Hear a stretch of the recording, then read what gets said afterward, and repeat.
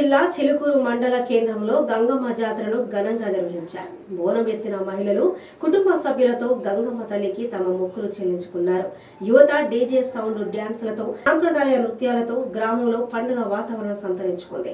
సకాలంలో వర్షాలు కురిసి రైతులు, రాష్ట్ర ప్రజలు సుఖశాంతులతో వర్ధిల్లాలని, గంగమ్మ తల్లి ఆశీస్సులు రాష్ట్ర ప్రజలపై ఎప్పటికీ ఉండాలని కోరుకున్నారు. ఈ కార్యక్రమంలో గ్రామ యాదవ పెద్దలు, కుటుంబ సభ్యులు తదితరులు పెద్ద ఎత్తున పాల్గొన్నారు.